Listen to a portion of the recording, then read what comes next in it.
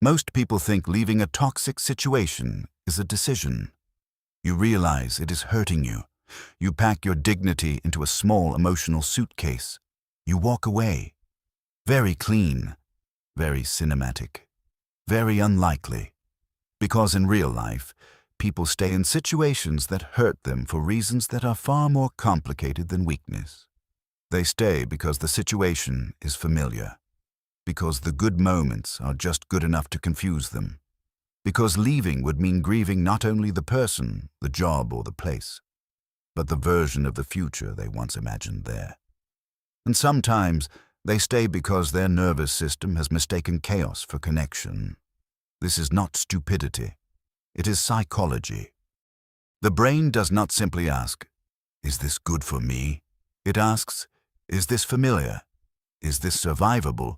Have I adapted to this before?" That is why people can remain in toxic relationships, workplaces, friendships, families, or social circles long after they know something is wrong. Knowing is cognitive. Leaving is emotional, biological, social, financial, and sometimes dangerous. This is why telling someone, "just leave," is often useless. It is like telling someone with insomnia to just sleep. Wonderful. Nobel Prize pending. The question is not only why they do not leave. The better question is, what forces are keeping them attached? One of the strongest forces is intermittent reinforcement. This is when reward comes unpredictably. Not always, not never, just sometimes. A toxic person criticizes you, withdraws affection, makes you feel small, and then suddenly becomes warm again. They apologize. They remember your favorite thing. They act like the person you first loved. The relief feels enormous, and because the good moment is unpredictable, the brain begins chasing it. This is the same principle that makes gambling so addictive. The reward is not consistent, so the nervous system keeps checking, hoping, waiting. In abusive relationship research, Dutton and Painter found support for traumatic bonding theory. Intermittent maltreatment and power imbalance were linked with stronger emotional attachment after separation. In plain English, the hot and cold cycle can make leaving feel harder, not easier. The painful truth is that the brain may become more attached to occasional relief than to consistent peace.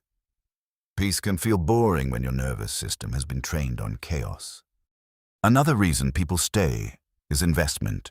You have invested years, energy, money, identity, shared friends, memories, a home, a career path, a dream. So leaving does not feel like simply ending something bad. It feels like admitting the cost. Psychologist Carol Rusbolt's investment model of commitment explains that people stay committed not only because they are satisfied, but because they have invested heavily and perceive their alternatives as poor. This applies beyond romance. People stay in toxic jobs because they spent years building a career. They stay in toxic families because leaving would mean losing belonging. They stay in toxic friendships because the group is their social world. The mind says, "If I leave now, what was all of this for?" But sunk cost is a brutal accountant. Time already spent is gone. The real question is not, "How much have I already invested?" It is, "What will staying continue to cost me?" Toxic situations also create cognitive dissonance. That is the mental discomfort of holding two conflicting truths. This person hurts me, and I love them. This job is destroying me, and I worked so hard to get here. My family mistreats me, and I'm supposed to be loyal. To reduce the discomfort, the mind starts explaining things away. Maybe it was not that bad. Maybe I'm too sensitive. Maybe they are stressed. Maybe next month will be better. Maybe if I become calmer, thinner, smarter, more patient, less needy, more useful, more silent, more perfect, things will finally change. This is how people begin negotiating with reality. Recent research on abusive relationships has examined how cognitive dissonance strategies and adverse childhood experiences may relate to revictimization and staying patterns. The mind wants coherence.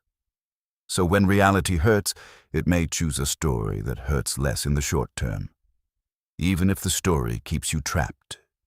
Many toxic situations are not only about the present, they echo the past.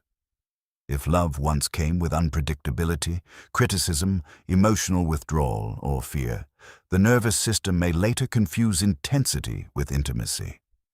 This is especially true for people with anxious attachment.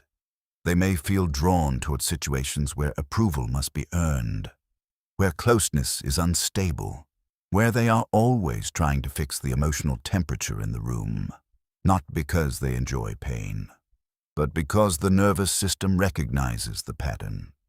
Familiarity can disguise itself as chemistry, and this is where the work becomes painful.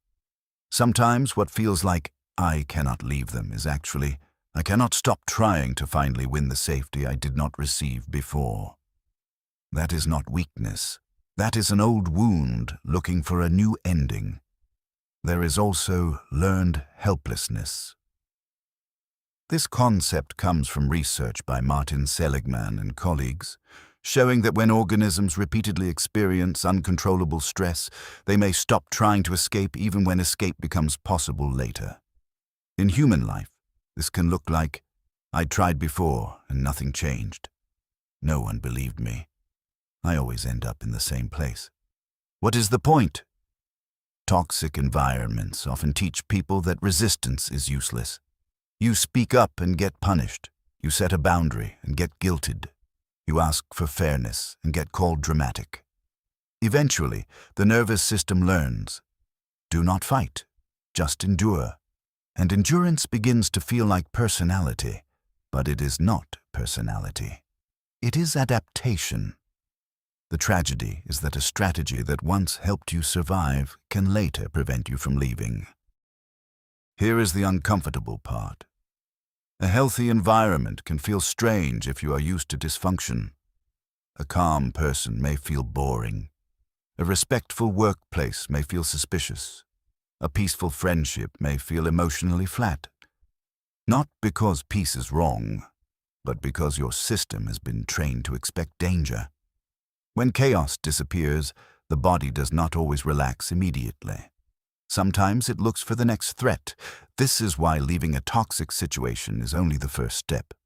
You may also need to detox from the pattern, the checking, the over-explaining, the scanning, the waiting for someone's mood to shift, the need to prove your worth, the habit of shrinking before you even notice you are doing it.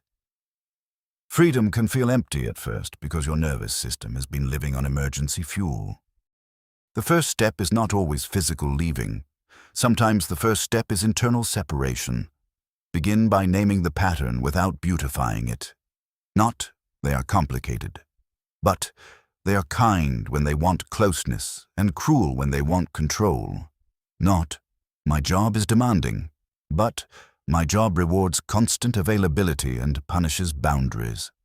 Not, my family is difficult, but my family expects loyalty without accountability. Clarity is not cruelty. It is oxygen. Then write down the cycle. What happens before things get bad? What happens after? What promises are made? What changes temporarily? What repeats? Toxic situations survive partly by making you forget the pattern between episodes. A written record helps reality stay visible. Some practical solutions. First, reduce secrecy. Toxic situations thrive in isolation.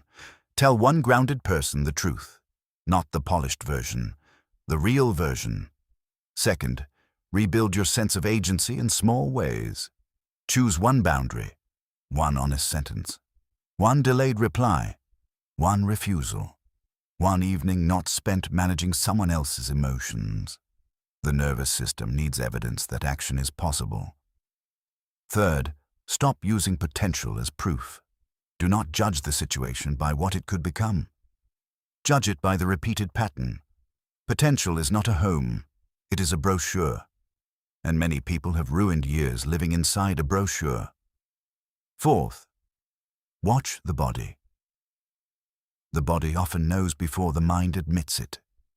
Do you feel smaller around them? Do you rehearse your words? Do you feel relief when they leave? Do you become less yourself? A toxic situation is not only defined by dramatic harm. Sometimes it is defined by the slow disappearance of your natural self. Fifth, create a safety plan if there is abuse or coercive control. If leaving could put you at risk, do not treat this like a motivational challenge. Get support. Use professional resources. Speak to someone trained. Plan carefully. Leaving can be a psychological process, but in some situations it is also a safety issue. The deeper question is not, why did I stay? That question can become another weapon. The better question is, what need was this situation pretending to meet? Belonging, validation, security, hope, identity, a familiar kind of love. Once you know the need, you can begin meeting it somewhere healthier. Because the goal is not only to leave what hurts you, it is to stop needing pain to feel connected. People stay in toxic situations for many reasons. Reward loops, investment, fear, attachment, dissonance, hope, isolation, the body's loyalty to what is familiar. So if you have stayed too long somewhere that hurt you, the answer is not shame. Shame only keeps the door locked. The answer is understanding, because once you understand the mechanism, the spell weakens. You begin to see the cycle. You begin to separate love from relief, history from destiny, familiarity from safety. And one day, the question changes. Not, can I survive if I leave? But, what part of me is still waiting to live? If this video resonated with you, subscribe to Atlas of Becoming and click on the screen for the next video, How to Stop Being Triggered. Because once you leave the situations that keep reopening old wounds, the next step is learning how to stop letting those wounds run your life.